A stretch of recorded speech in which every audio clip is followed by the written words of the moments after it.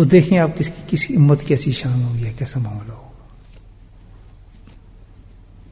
غلطی کر بیٹھتی تھی امت، سزا کیا ہوتی تھی؟ ایسے ہی معاف کر دو؟ نہیں. غلطی ہوگی، معافی ان کی کیا تھی کہ قتل ہو رہے ایک دوسرے کو، ہزاروں کو قتل کرنے کے بعد پھر کہتا ہے پھر میں معاف کروں، مارو ایک دوسرے کے کرتے ہیں تم لوگ. ادھر کیا ہے؟ سبحان اللہ، چھوٹا موٹا نہیں کہ زمین سے لے کے آسمان تک گناہ لیا. اللہ اکبر، گناہ میں ڈوب جا. جتنے تم نے گناہ کیے ہیں بے انتہا شمار کر لے، جتنے گناہ بھی تیرے پاس ہیں. بس ایک دفعہ تو یہ کہہ دے اپنے رب سے ندامت کے ساتھ، سچے دل کے ساتھ، اللہ معاف کروا دے. کتنی دیر نہیں ہوتی ہے وہاں، دیر نہیں ہے. تیرے منہ سے لفظ نکلا نہیں، پوری کائنات کو چینج کیا نہیں اللہ پاک. اس کے باوجود بھی یہ قوم اگر دوزخ میں جائے تو مجھے بتائیں نبی کریم صلی اللہ علیہ وسلم کو کس قدر افسوس ہوگا. ہمارے پھوٹے منہ سے یہ نکلتا بھی نہیں کہ ہم اللہ سے سوتے میں پہلے کہہ لیں کہ اللہ تعالیٰ جو آج سارا ہمارے گناہ ہم سے سرزد ہوئے ہیں، تسلیم کرنے کی عادت ہی نہیں ہے. میں نے کون سا گناہ کیا؟ پتہ نہیں ہمارا کیا گناہ ہو.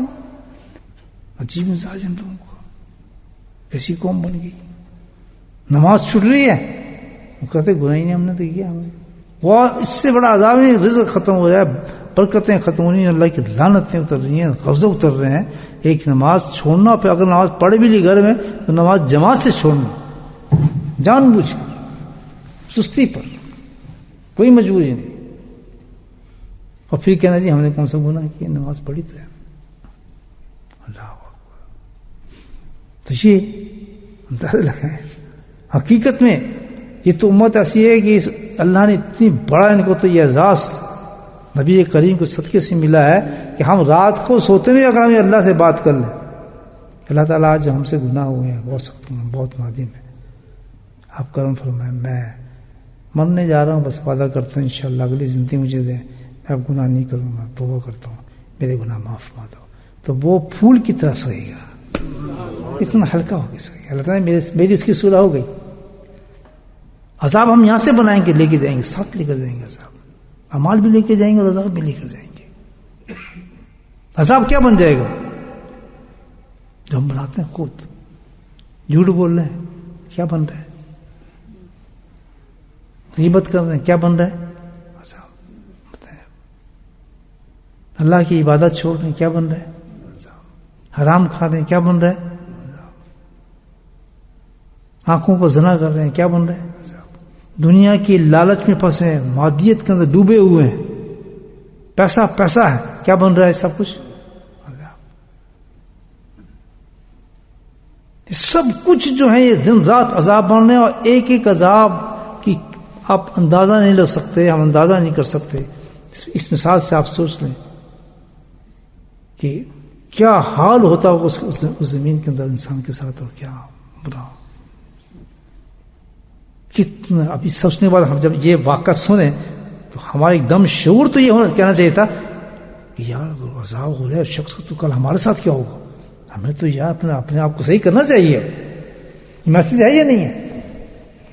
کلیئر کٹ میسج ہے، آپ دیکھ لیں بالکل کہ یار کل میں نے بھی جانا، میں کیا کروں.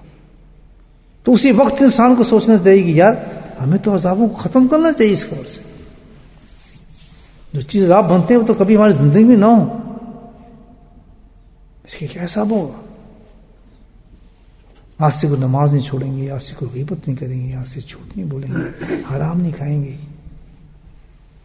نفس شیطان وہ تو مجبور کرے گا، ہمیں حالات ہمارے سے دکھائے گا، ہمارے سامنے پیش کرے گا ہماری چیزیں. بس یہ کہ ایک ہے انسان کے امتحان ہے. ایک طرف نبی کریم صلی اللہ علیہ وسلم کی وہ تعلیمات ہیں، بتائی ہوئی چیزیں ہیں، مکمل ڈیٹیل ہے. آپ دیکھیں کتنی حدیث میں ڈیٹیل دی ہے اس میں کہ یہ ہے وہ جگہ، بچ سکتے تو عذابوں سے بچ جاؤ. کل تمہیں کوئی نہیں بتا سکے گا عذاب سے. میں خود ہی سونٹنی پہ بیٹھا ہوں، اونٹنی میرے نیچے ہے، اس کو جرک لگ رہے ہیں. کوئی مشکل نہیں، آدمی اس دنیا کے اندر ہے الحمدللہ. ایک نئی زندگی شروع کر دے آدمی، توبہ طائب ہو جائے. وہ کہیں نہیں جی بس کھانا کمانا اٹھنا بیٹھنا چلنا پھرنا رشتہ داری جو کچھ بھی ذمہ داری ہمیں دی ہے دین کی دنیا جو بھی ہے شرعی حدود کے اندر کریں گے بس. اس میں نفس اور شیطان کو نہیں آنے دیں، اور خود ہم نہیں جان سکیں گے نفس اور شیطان ایک ایک چیز کسی اللہ والے سے دوستی کر کے اس کے مشورے کے ساتھ چلتے چلے جائیں گے. اس لیے تو دوستوں اپنا مشورہ نہیں رکھوں گا، اپنی عقل نہیں رکھوں گا، کسی متقی انسان کی رائے لوں گا اور جو وہ کہے گا اس کے مطابق میں پھر اپنی زندگی گزارتا چلا جاؤں گا. تو اٹھو پھر جو بتایا اللہ کے نبی نے تو بتا دیا کس عذاب قبر ہے. تو یہ بتایا تو کچھ یہ بھی تو بتایا ہوگا عذاب قبر سے کیسے بچیں. ہاں بتایا ہوگا نہیں بتایا ہوگا؟ تو وہ کتنے لوگ کرتے ہیں. تو اب ہم پہ یہ ہے جیسے میں نے آپ کو بتایا جب ایکسیڈنٹ ہو جائے تو ہم پریکٹیکلی کرتے ہیں جا کے کہ ہم نے اب سپیڈ تیز نہیں کرنی ہے، آپ کم کرنی ہے. تو یہاں بھی جب یہ بتایا جا رہا ہے کہ عذاب قبر سے بچو تو ہمیں عملاً کرنا ہے کہ ہم عذاب قبر سے بچیں. کریں گے بھائیو؟ نہیں سمجھ بات؟ کچھ دل میں اتری میری بات نہیں اتری. وہ انسان ہی نہیں جو اپنے قبر کی اپنے قبر کو صحیح نہ رکھے. وہ تو گھر تو وہی ہے ہمارا. بھائی رات کو جس بستر پہ ہم سوئیں گے جا کے صاف کریں گے، ٹھیک کریں گے، جھاڑیں گے. نہیں سوتے کیونکہ 8 گھنٹے ہم نے سونا ہے اس پر، اور جہاں ساری زندگی سونا ہے آپ نے اس کو تو صافات کرنا ہے آپ نے. یا اس کو آگ بنا لیں یا اس کو بہترین بیڈ بنا لیں جہاں آپ سا سو جائیں گے. قصہ ختم.